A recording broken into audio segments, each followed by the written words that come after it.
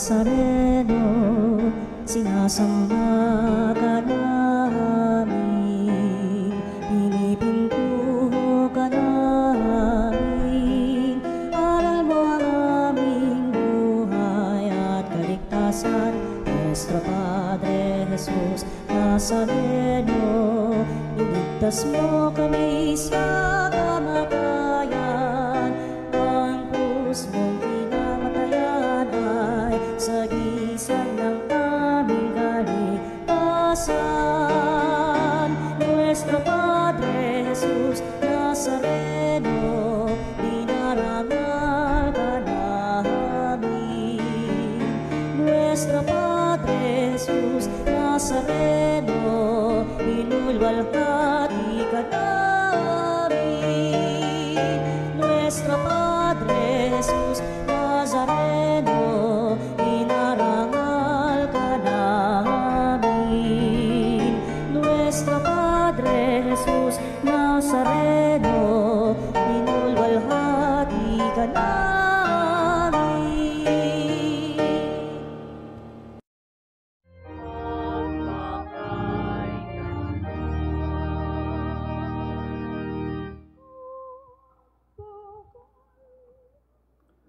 Sa ngalan ng Ama at ng Anak at ng Espiritu Santo. Amen. Ang pagpapala ng ating Panginoong Hesu Kristo, ang pag-ibig ng Diyos Ama, at ang pakikipagkaisa ng Espiritu Santo naway sumainyong lahat. At sumaiyo rin.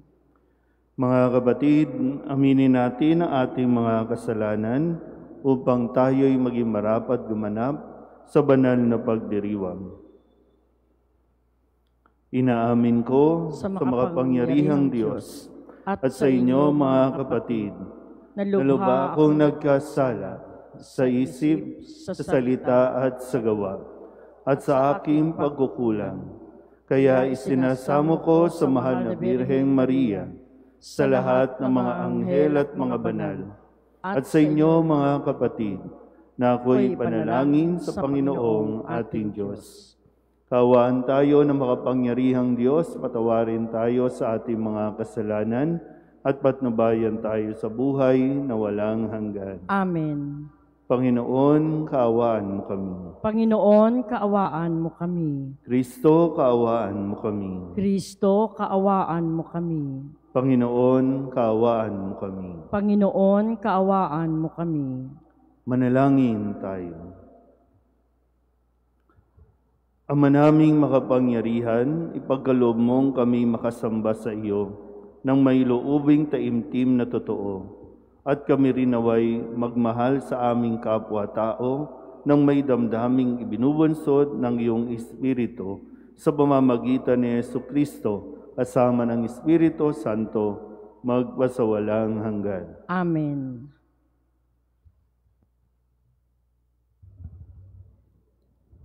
Pagbasa mula sa sulat sa mga Hebreo. Mga kapatid, yamang naliligid tayo na makapal na saksi, iwaksin natin ang ating kasalanan at ang anumang balakid na pumipigil sa atin. At tayo'y buong tiyagang magpatuloy sa takbuhing nasa ating harapan. Ituon natin ang ating paningin kay Jesus, na siyang pinagmulan ng ating pananampalataya at siya ring nagpapasakdal nito.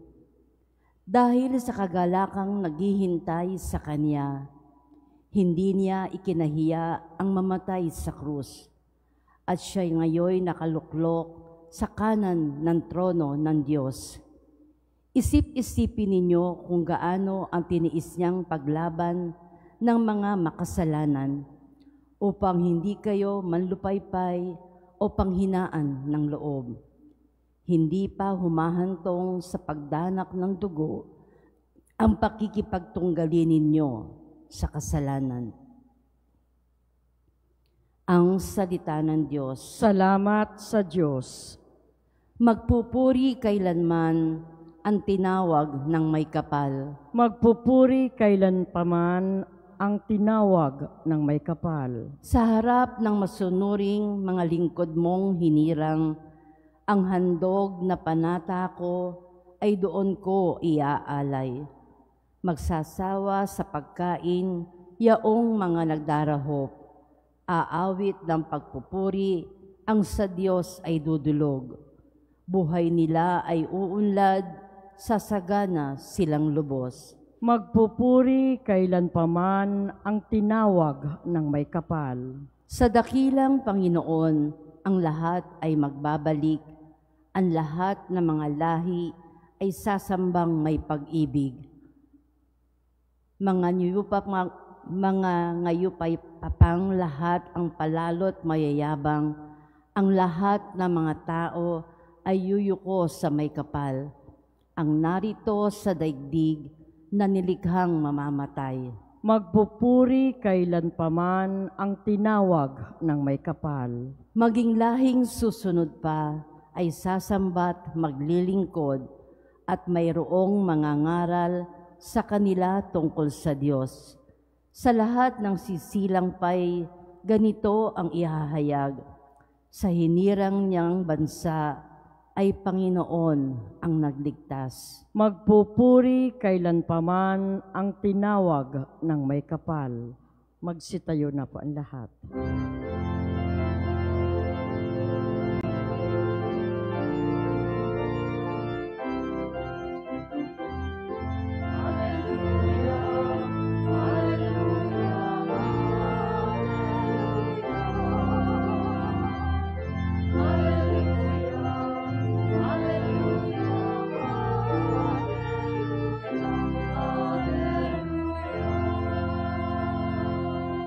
Inako ni Jesucristo ang sakit ng mga tao upang matubos niya tayo.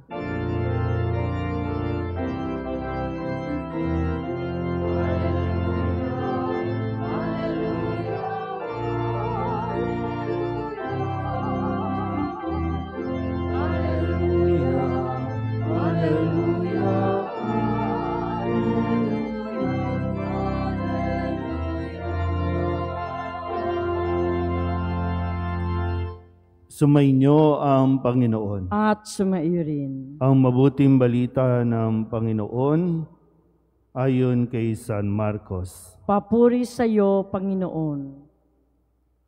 Noong panahong iyon, muling tumawid si Jesus sa ibayo ng lawa ng Galilea, nakasakay sa bangka. Nasa baybay pa siya ng lawa, ay pinagkalipumpunan na siya ng maraming tao. Dumating ang isang lalaking nagngangalang Jairo, isang tagapamahala ng sinagoga. Pagkakita kay Jesus, siya'y nagpatira pa sa kanyang paanan at ang samo. Agaw buhay po ang anak kong dalagita. Kung maaari, sumama kayo sa akin at ipatong ninyo sa kanya ang inyong kamay upang siya'y gumaling at mabuhay. Sumama naman si Jesus at sinundan siya ng napakaraming taong nagsisiksikan, anupat halos maipit na siya. May isang babae roon na 12 taon nang dinudugo at lubhang nahihirapan.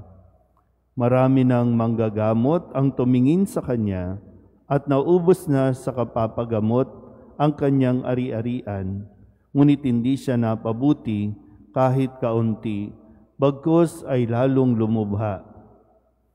Narinig niya ang sinasabi ng mga tao tungkol kay Jesus, kaya't nakipagsiksikan siya hanggang sa makalapit sa likuran ni Jesus at hinipo niya ang damit nito, sapagkat sinabi niya sa sarili, mahipo ko lang ang kanyang damit ay gagaling na ako. Biglang tumigil ang kanyang pagdurugo at naramdaman niyang magaling na siya. Naramdaman naman ni Jesus na may kapangyarihang lumabas sa kanya, kaya't bumaling siya sa mga tao at nagtanong, sino ang humipo sa akin? Sumagot ang kanyang mga alagad, nakikita po ninyong nagsisiksikan ang napakaraming tao. Bakit itinatanong ninyo kung sino ang humipo sa inyo? Subalit patuloy na lumingalinga sa Jesus. Hinahanap ang humipos sa kanya. Palibhas ay alam ng babae ang nangyari. Siya'y nanginginig sa takot na lumapit kay Jesus. Nagpatira pa at ipinagtapat ang buong katotohanan. Sinabi sa kanya ni Jesus, "Anak, pinagaling ka ng iyong pananalig sa akin. Umuwi ka na't ipanatag mo ang iyong kalooban. Lubusan ka ng magaling sa iyong karamdaman." Samantalang nagsasalita pa si Jesus, may ilang dumating mula sa bahay ni Jairo. "Patay na po ang anak ninyo," sabi nila. "Bakit pa ninyo aabalahin ang guro?" Hindi pinansin ni Jesus ang kanilang sinabi. Sa halip ay sinabi sa tagapamahala, "Huwag kang mabagabag, manalig ka." At wala siyang isinama kundi si Pedro at ang magkapatid na Santiago at Juan. Nang dumating sila sa bahay ng tagapamahala, nakita ni Jesus na gulong-gulo ang mga tao. May mga nananangis pa at nananaghoy. Pagpasok niya ay kanyang sinabi, "Bakit kayo nagkakagulo at nananangis? Hindi patay ang bata, natutulog lamang." Ngunit pinagtawanan siya ng mga tao. Pinalabas niya ang lahat maliban sa ama't ina ng bata at sa 3 alagad, at sila'y pumasok sa kinaroroonan ng bata. Hinawakan niya ito sa kamay at sinabi, "Talita kumi," na ang ibig sabihin, "Ining, sinasabi ko sa iyo, magbangon ka." Pagdakay bumangon ang bata at lumakad. Siya'y 12 taon na at namangha ang lahat. Mahigpit na ipinagbili ni Jesus na huwag ipaalam ito kanino man, at iniutos niyang bigyan ng pagkain ang bata. Ang mabuting balita ng Panginoon. Pinupuri ka namin, Panginoong Hesukristo. Isang magandang umaga po sa inyong lahat. Ngayon po ay Martes ng ika-4 na linggo sa karaniwang panahon. At sa magkasunod na araw, mga himala na sa pamamagitan ng pananalig ay naipagkaloob ng Panginoon sa mga tao ang kanilang kahilingan. Bagamat mahaba-haba ang kwento ng ating pong Ebanghelyo sa umagang ito, pero ito po ay nagpapaalala din sa atin ng mga pagkilos na dapat nating ginagawa. Sa kahilingan nitong tagapamahala ng sinagoga, itong si Jairo at yung 12 taon ng dinudugo, pareho sila na lumapit kay Jesus. Maraming lumalapit, no? Kasi sabi nga, pagbaba pa lang ni Jesus, doon sa bangka ay pinagkakalipun-punan na siya o dinudumog na siya ng mga tao. Maraming umahawak, maraming gusto siyang malapitan, pero sadyang mayroong kakaiba sa dalawang ito na kailangan din natin mapagnilayan. Nagtataglay sila ng pananalig. At yung pananalig sa Diyos, ito po rin yung nagtutulak sa atin para lumapit sa Panginoon ng may kapakumbabaan. Hindi tayo po pwedeng mag-demand sa Diyos na basta-basta na lang tayo lalapit ng ganun na lang.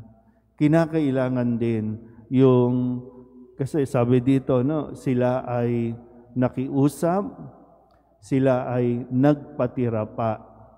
Pag sinabi nagpatira pa, talagang bumaba, yumuyuko, no, yung saka, yung bang, kung ano man ang status mo sa buhay, hindi natin pwede itong gamitin para tayo pakinggan ng Panginoon. Wala ito sa status. Wala ito sa kung ikaw ba yung pangulo, ikaw ba yung coordinator, ikaw ba yung pinakamayaman, ikaw ba yung may posisyon, o O ikaw ba yung may pera? Hindi ito ang tinitingnan ng Diyos para pakinggan ka niya o ipagkaloob niya ang iyong kahilingan.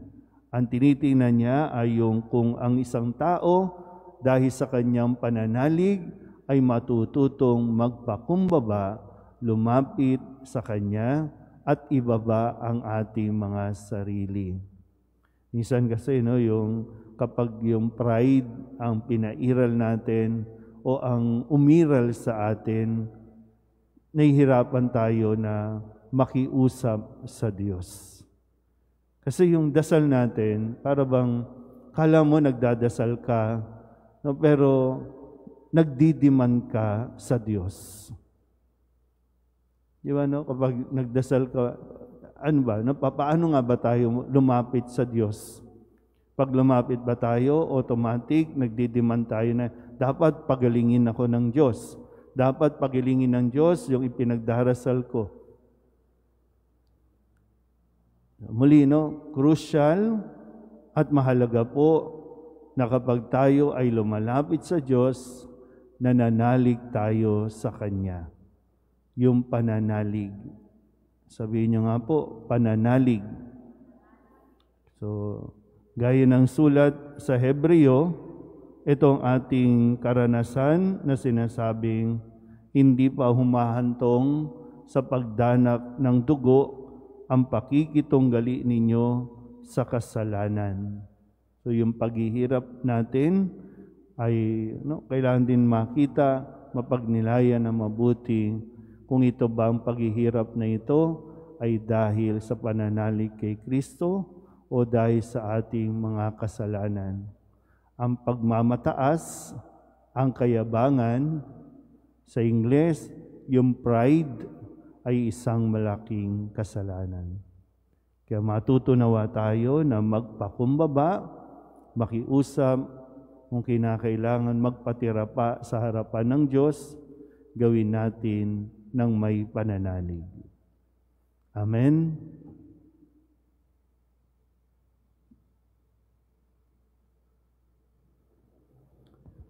Kalakip ang buong pananalig habang nananalangin tayo ng may pananampalataya sa Diyos, Ama, na tutugunin niya ang ating mga mitiin ng may nag-uumapaw na kabutihang loob, iluhog natin sa Kanya ang ating mga pangangailangan. Ang ating pong itutugon, Panginoon ng buhay, akayin mo kami. Panginoon ng buhay, akayin mo kami. Ang simbahang Katolika sa buong daigdig naway maging simbolo ng nagpapagaling na gawain ni Kristo sa pamamagitan ng kanyang pag-aaruga sa mga may karamdaman sa pangangatawan, isip at diwa. Manalangin tayo sa Panginoon. Panginoon ng buhay, akayin mo kami.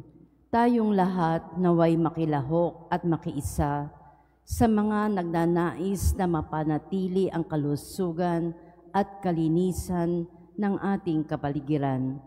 Manalangin tayo sa Panginoon. Panginoon ng buhay, akayin mo kami. Ang mga doktor at mga nurse at yaong mga nag-aalaga ng mga may sakit, naway maipakita nila ang habag at kahinahunan ni Kristo sa pangangalaga, lalo na sa mga maliliit nating mga kapatid. Manalangin tayo sa Panginoon. Panginoon ng buhay, akayin mo kami. Ang siyensya sa panggagamot, naway dagling makatagpo ng lunas sa mga di karaniwang karamdaman na nagiging hadlang sa mga nagdurusa nito upang magkaroon sila ng isang ganap at aktibong pamumuhay. Manalangin tayo sa Panginoon. Panginoon ng buhay, akayin mo kami. Ang mga nagluluksa sa kamatayan ng kanilang anak, naway makatagpo ng kasiyahan sa pamamagitan ng kanilang pananampalataya sa habag ng aming mananakop. Manalangin tayo sa Panginoon. Panginoon ng buhay, akayin mo kami. Idulog din natin sa Panginoon ang ating mga personal na kahilingan at mga panalangin para sa ating mga pamilya. Kasama din ang mga kahilingan ng mga nanonood sa online. Lahat ng mga misang pasasalamat, espesyal na intensyon, agarang paggaling ng mga may sakit, at ang lahat ng mga kaluluwa na inihiling na ipagdasal sa misang ito.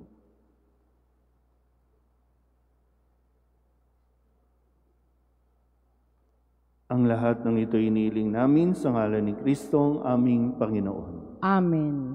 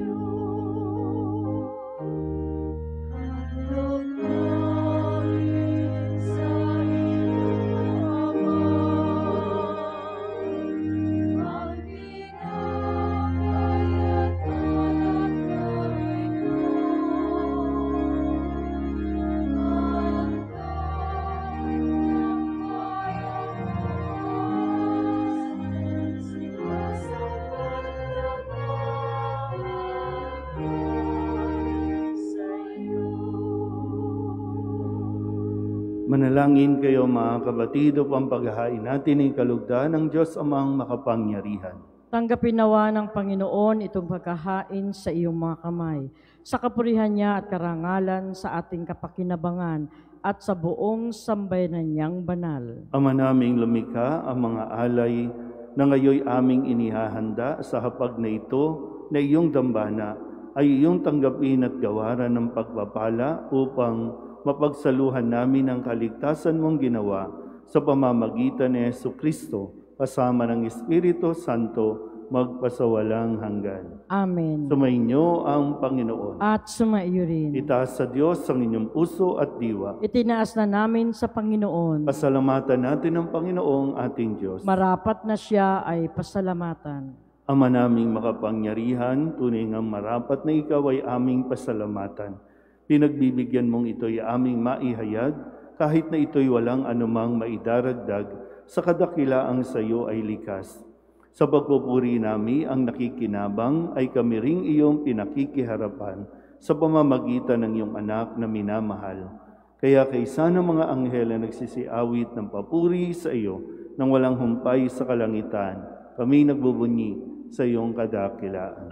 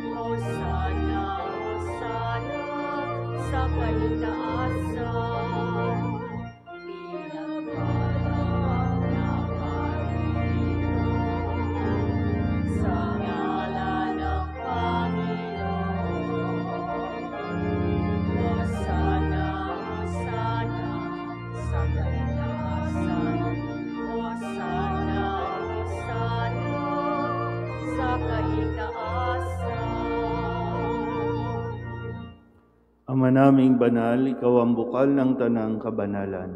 Kaya't sa pamamagitan ng iyong Espiritu, gawin mong banal ang kaloob na ito upang para sa aming maging katawan at dugo ng aming Panginoong Jesucristo.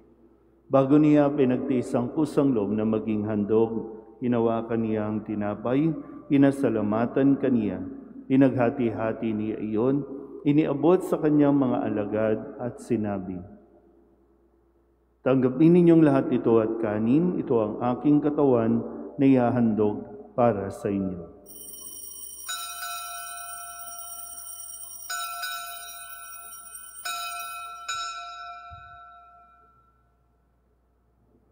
Ngayon din naman, nang matapos ang hapunan, inawakan niya ang kalis, muli kaniyang pinasalamatan. Iniabot niya ang kalis sa kanyang mga alagad at sinabi,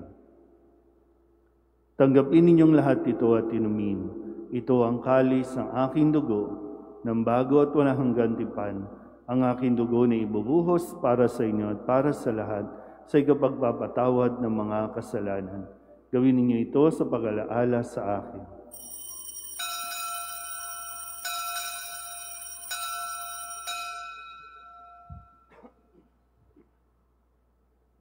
Ipagmunihin natin ang misteryo ng pananampalataya. Si Kristo'y namatay, si Kristo'y nabuhay, si Kristo'y babalik sa wakas ng panahon. Ama, ginagawa namin ngayon ang pag-alaala sa pagkamatay at muling pagkabuhay ng iyong anak, kaya tiniaalay namin sa iyo ang tinapay na nagbibigay buhay at ang kalis na nagkakaloob ng kaligtasan.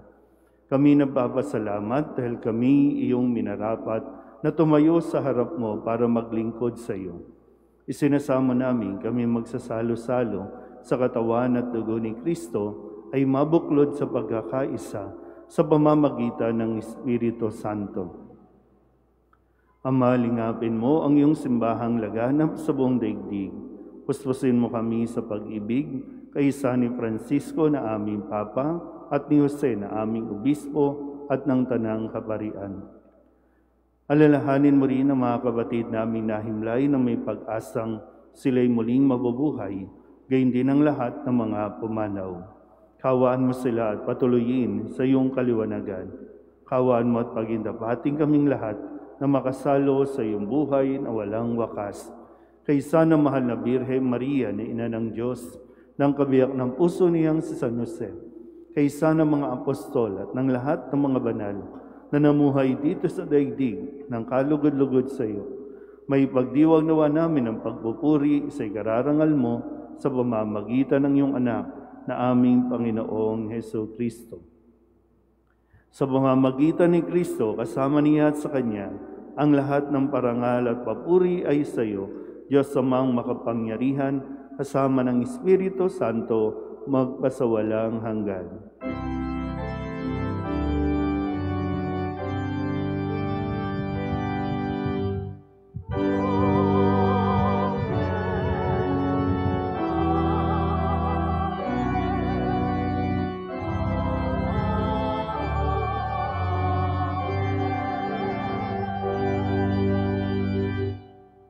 Sa tagubilin ng mga nakagagaling na utos at turo ni Jesus sa Panginoon natin at Diyos, pahayag natin ang lakas loob.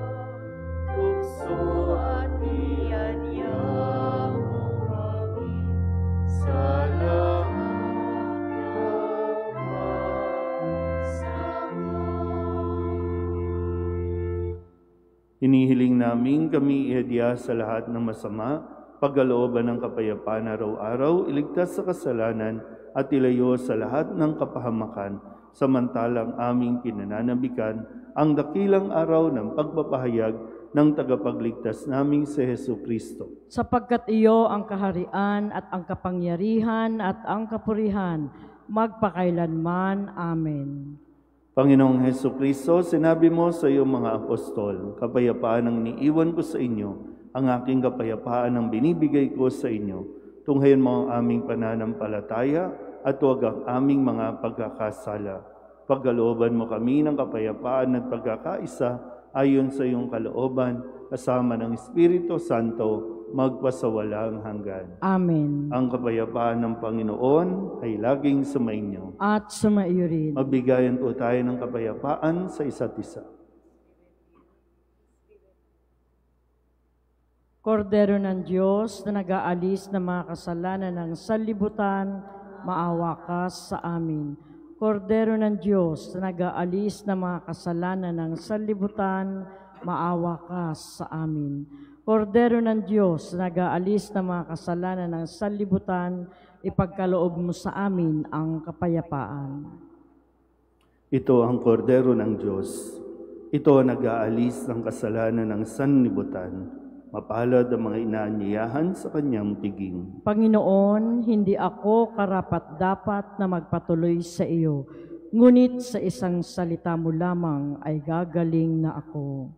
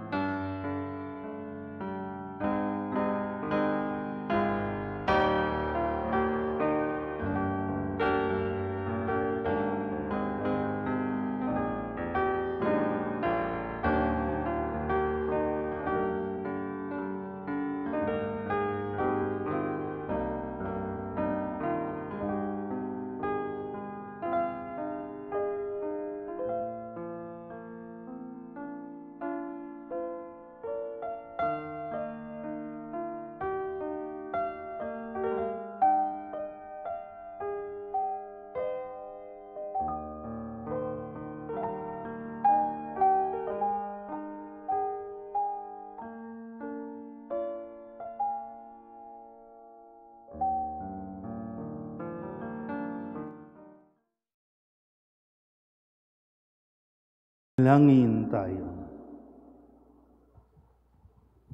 Ama naming mapagmahal, kaming nagsipakinabang sa piging ng aming kinamtang kaligtasan ay humihiling na iyong bigyang kaunlaran sa pananampalatayang wagas kailanman sa tulong ng panubos na ngayoy iyong bigay sa pamamagitan ni Jesucristo kasama ng Espiritu Santo magpasawalang hanggan. Amen.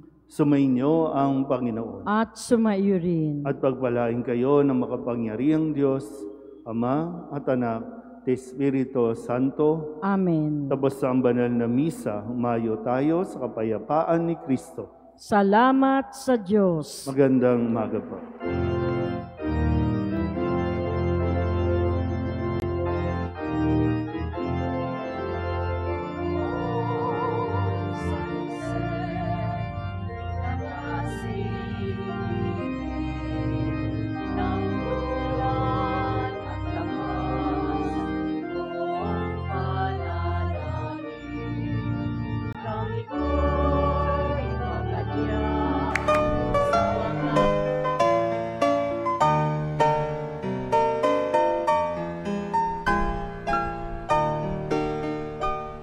Nuestro Padre Jesus Nazareno, sinasamba ka namin, pinipintuho ka namin, aral mo ang aming buhay at kaligtasan.